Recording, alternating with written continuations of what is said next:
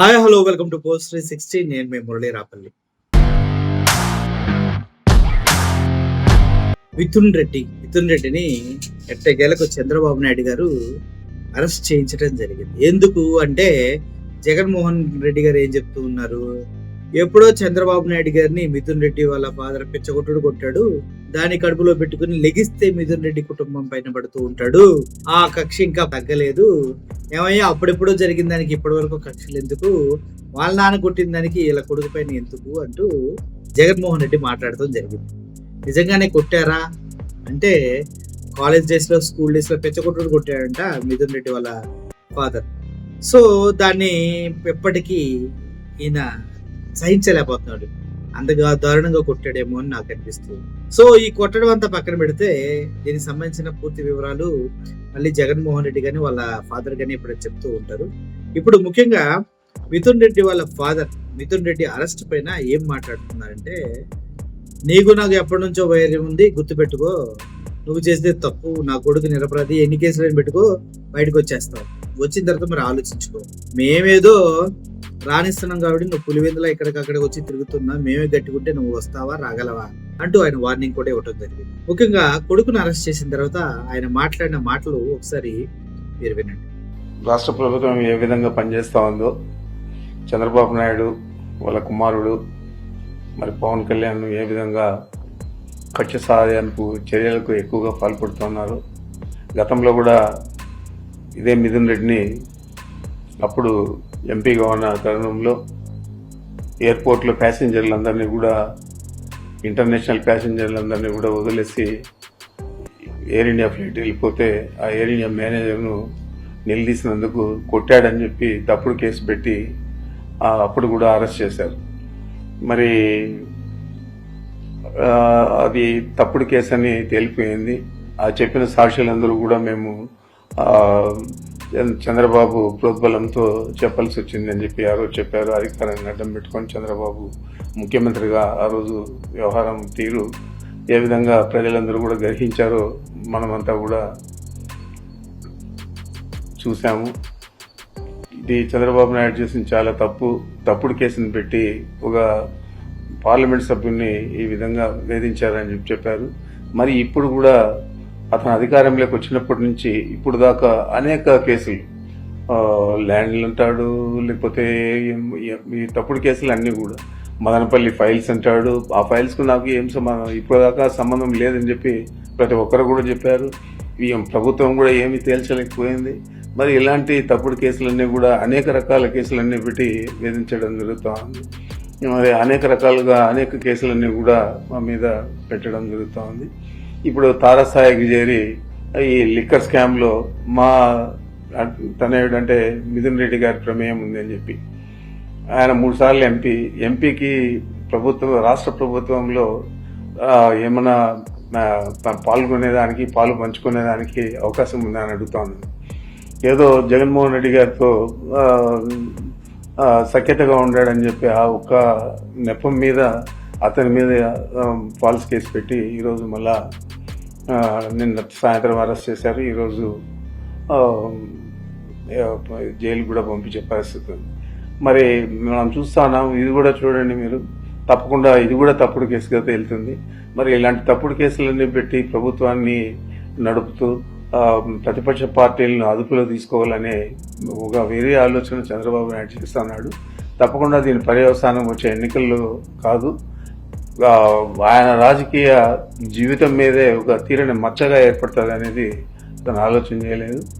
మరి ఎవరైనా రాజకీయాల్లో అంటే మంచి పేరుతో రిటైర్ అయ్యి బాగా పనిచేస్తాడని అనిపించుకోవాలి. ఆ విధంగా కాకుండా కక్షపూరితంగా విద్రోహ చర్యలకు ప్రభుత్వమే పాల్పడితే ప్రజలు ఎవరికి చెప్పుకోగలుగుతారని చెప్పి నేను అడుగుతున్నాను.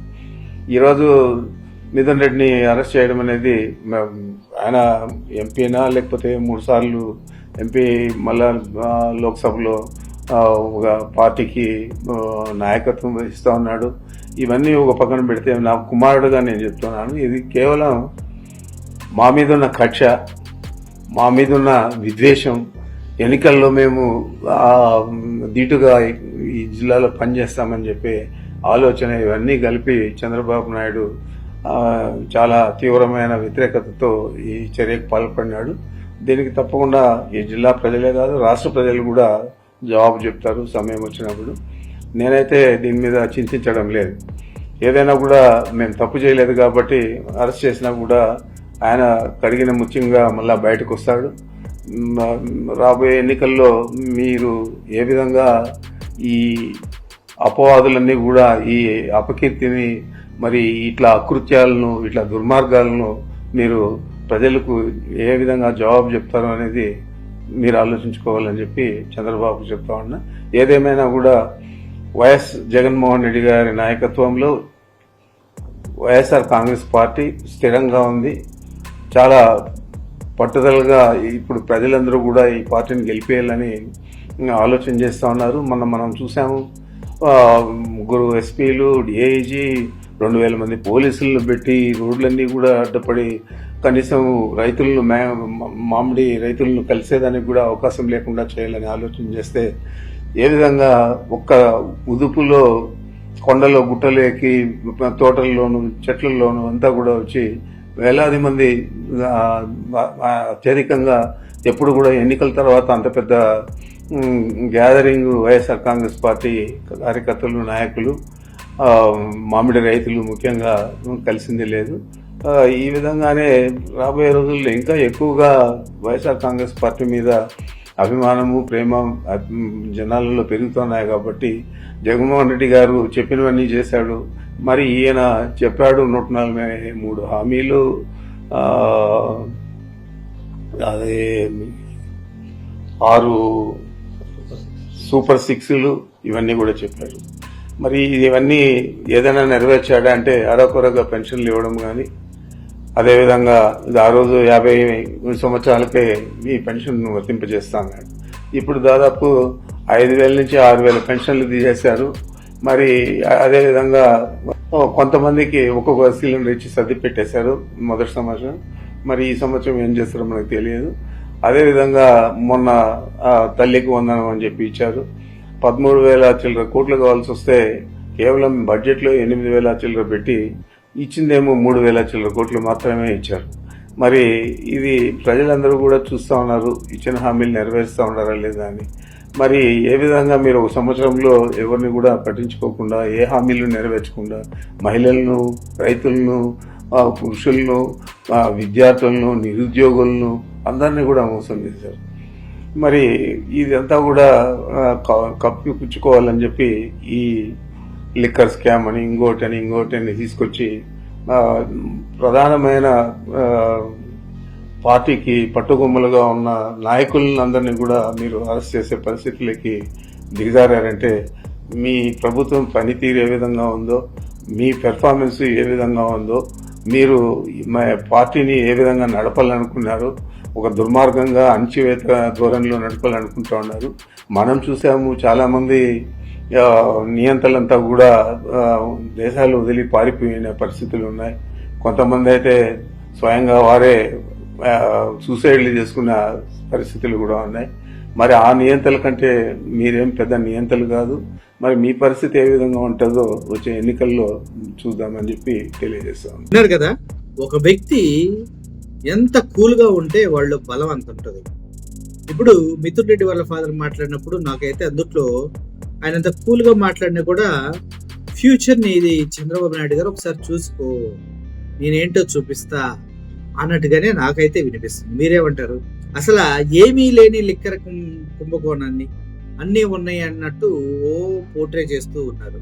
అదంతా అబద్ధం అన్న విషయం ఆంధ్రప్రదేశ్ ప్రజలకు తెలియటం కోసం ఎంతో టైం పట్టదు, చాలా తక్కువ టైం పట్టదు. ఏదో ఢిల్లీలో కేజ్రీవాల్ ఓడిపోయారు లిక్కర్ కుంభకోణం కేసు పెట్టగానే, అదేవిధంగా తెలంగాణలో కవిత లిక్కర్ కుంభకోణం కేసు అనగానే ఆవిడ కూడా గెలవలేదు.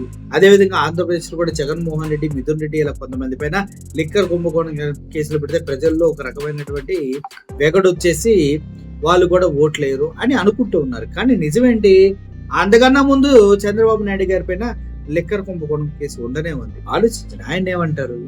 ఆయన కూడా రేపొద్దున ఇలాగే జైల్లో చెప్పకూడదు తినాల్సిందే. వీళ్ళన్నా ఇప్పుడు ప్రూవ్ చేయాలి. ఆయన ఆల్రెడీ ప్రూవ్ అయింది, దానిపైన బెయిల్ పైన ఉన్నాడు ఆయన. అది బెయిల్ పైన ఉంటే మరి ఆల్మోస్ట్ దొంగని సరే నువ్వు ఎక్కడికి వెళ్లకుండా ఉండు అని బెయిల్ ఇస్తారు కదా, ఆ బెయిల్ పైన ఉన్నాడు ఆయన. అలా చంద్రబాబు నాయుడు చాలా వాటిపై స్టైలు బెయిల్ పైన ఉన్న కేసులు ఒక 2 డజన్ల పైన ఉంటాయి. ఏదేమనుకున్నా మిథున్ రెడ్డి వాళ్ళ ఫాదరు, వాళ్ళ పెదనాన్న, చిన్నాన్న, వాళ్ళ పిల్లలు అంతా కలిసి చంద్రబాబు నాయుడు గారి కొడుకు లోకేష్ ని ఇంకా ఎక్కువ ఇబ్బంది పెడతారేమో అని నాకు అనిపిస్తుంది. తద్వారా చంద్రబాబు నాయుడు గారికి ఏ లాభం వస్తుందో ఏమో నాకు అర్థం కాదు. ఇప్పుడు వాళ్ళ నాన్న కొట్టాడనేసి ఈయన మిథున్ రెడ్డిని వాళ్ళ కుటుంబాన్ని ప్రతిసారి ఏదో విధంగా ఇబ్బంది పెట్టాలని చూస్తున్నారు. మరి కొడుకుని కేసులో పెడితే మరి మిథున్ రెడ్డి వాళ్ళ ఫాదర్ ఊరుకుంటారంటారా, లేదంటే మిథున్ రెడ్డి ఊరుకుంటాడా? రాబోయే రోజుల్లో పరిణామాలు ఎలా ఉండబోతున్నాయి, ఏ స్థాయిలో ఉండబోతున్నాయి అనేది వాళ్ళ ఊహలకే వదిలేస్తూ సెలవు తీసుకుంటున్నారు. Thank you for watching this video. Murali signing off. Thank you so much.